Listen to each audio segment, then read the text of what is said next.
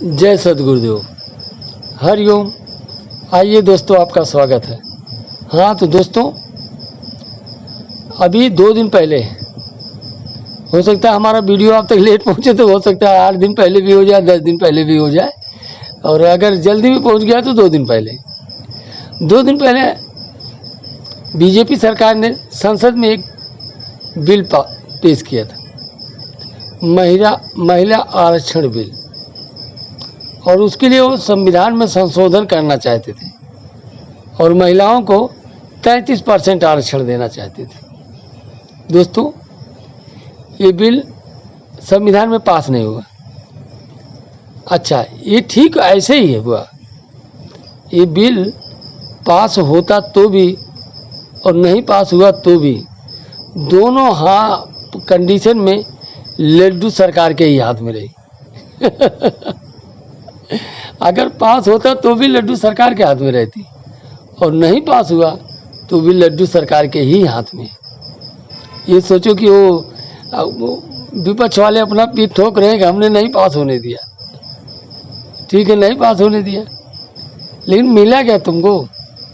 कुछ नहीं मिला।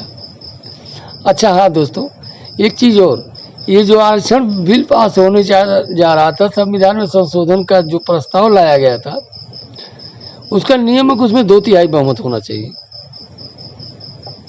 ठीक है, 2/3 बहुमत नहीं मिल पाई तो बिल नहीं पास हुआ। लेकिन दोस्तों, इसके ऊपर मैं पहले भी वीडियो बना करके एक बार डाल चुका हूँ। हो सकता है आपने न देखा हो, नहीं देखा है जिसमें फिर से समझ लो। सीधी सी बात है, भारत में या किसी भी समाज में आधी संख्या मर्दों की, आधी संख्या पुरुषों की होती है। तो जब आधी संख्या मर्दों की है, आधी संख्या पुरुषों की है, तो ये 33% आरक्षण का विधेयक क्यों लाया गया? आरक्षण 33% ही क्यों दिया जा रहा है? 50% क्यों नहीं दिया जा रहा है? और आज भारत में कितने महिला संगठन हैं, और सबसे ऊपर तो महिला आयोग है। महिला आयोग ही सबसे ऊपर है।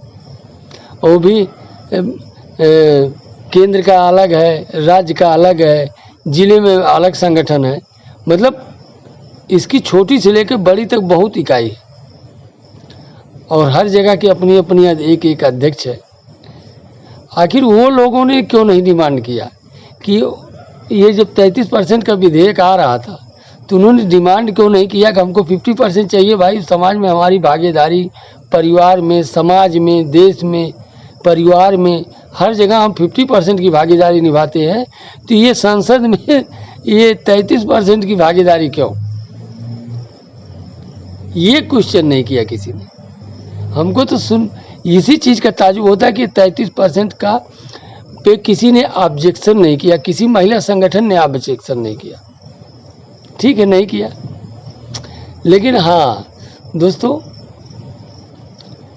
बिल तो पास नहीं हुआ। अभी मैं आपको बता रहा था ना, हम अपने विषय से भटक रहे थे कि सरकार के दोनों हाथ में लड्डू है। ठीक है, ऐसे ही है जैसे आपने किसी को जूता निकाल करके फेंक करके मारा। अगर आपने किसी को जूता निकाल करके फेंक करके मारा, अगर उसको जूता लगा तो भी, नहीं लगा तो भी,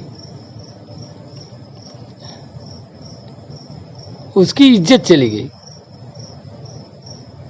अगर जूता लग गया होता तब तो इज्जत जाती, लेकिन अगर आपने जूता फेंक करके मारा, जूता नहीं लगा तो भी उसकी इज्जत चली गई। ठीक ऐसे ही, मतलब दोनों हाथ में लड्डू है, फेंकने वाले के दोनों हाथ में लड्डू है। जूता लगेगा तो भी, नहीं लगेगा तो भी। ठीक वही चीज़ इस विधेयक में हुआ। अच्छा, उसमें भी हमारे अखिलेश सिंह यादव महोदय गजब के हैं। उन्होंने तो अल्पसंख्यकों के लिए, अभी अल्पसंख्यक तो हैं ही नहीं, वो सीधा सीधा उन्होंने मुसलमानों के लिए अलग से आरक्षण की मांग कर दिया। अलग से महिला आरक्षण होना चाहिए। एक तरफ तो हो ही नहीं रहा है, जो बेचारा 50% आरक्षण होना चाहिए, उसमें भी सरकार 33% के लिए बिल पास करवा रही थी, कैसे कैसे करके वो भी संविधान संशोधन कर रही थी, और उसमें ये बेचारे मांग कर रहे हैं कि नहीं नहीं नहीं, मुसलमान महिलाओं के लिए अलग से आरक्षण चाहिए। कुछ नहीं हुआ। अब जानते हो इसका क्या असर होगा? अभी आने वाले चुनावों में सरकार तो ये बोलेगी कि हमारी नीयत तो साफ थी, हम तो 33% आरक्षण दे रहे थे, हमारी नीयत साफ थी, हम तो महिलाओं का भला चाहते हैं, लेकिन ये विपक्ष वाले भला नहीं चाहते। विपक्ष वाले भला नहीं चाहते महिलाओं का। अब बताओ, विपक्ष वाले सब के सब अनमैरिड हैं, उनके घर में बीवी नहीं है, उनके घर में बहन बेटी नहीं है, लेकिन वो महिलाओं का भला नहीं चाहते। और ये अखिलेश महोदय तो हमको तो बहुत ताजुब लगा कि ये अलग से ले करके वो जो 40% है उनकी महिलाओं के लिए अलग से आरक्षण उनको चाहिए। अरे पहले महिला आरक्षण तो पास होने देते, बाद में उनका उसमें अलग से कोटा करवा देते। उसका तो करवा नहीं, आरक्षण तो हो नहीं पाया, वो अलग से लटक गया। अरे कैसा करके 58 आदमी कम पड़ रहे थे, 58 और हो गए होते, कैसा करके 33% ही निकलवा दिए होते। बाद में धरना प्रदर्शन करते रहते भाई, उसमें आपकी नेतागिरी भी चमकती रहती। और आप क्या क्या है, चलो ठीक है, लेकिन हुआ नहीं। होना चाहिए 50%, कर रहे थे 33% और हो गया कुछ नहीं। अभी वही 10-15-20% है, वही उसी में अपना काम चलाना पड़ेगा तब तक, जब तक ये अब बीजेपी सरकार 2/3 बहुमत में नहीं आती। अब महिलाओं के लिए सबसे ज़्यादा ज़रूरी हो गया है कि वो 2/3 बहुमत दे पहले बीजेपी को, तब उनको आरक्षण मिलेगा। नहीं तो विपक्षी पार्टियाँ कोई तैयार ही नहीं आरक्षण देने के लिए। तो दोस्तों, अब आप फैसला करो। आप लोग कमेंट में ज़रूर लिखना कि महिलाओं को 33% आरक्षण मिलना चाहिए कि 50%। एकदम निष्पक्ष हो करके आप कमेंट करना ज़रूर कि उनको आरक्षण मिलना कितना चाहिए।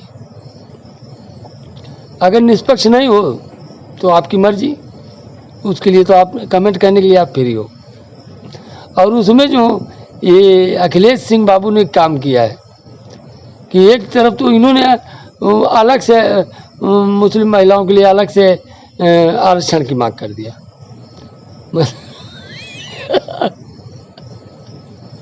अरे पहले पास तो होने देते, फिर अपना धरना प्रदर्शन करते रहते, नेतागिरी आपकी भी चलती रहती। और पहले ही अभी पेड़ लगा नहीं, वही हाल हुआ कि घर बना नहीं, और मांगने वाले पहले पहुंच गए। तो दोस्तों, आप उनकी मांग कितनी जायज़ थी, कितनी नाजायज़ थी, कमेंट ज़रूर करना। और वीडियो पसंद आए तो लाइक करना। हरिओम दोस्तों।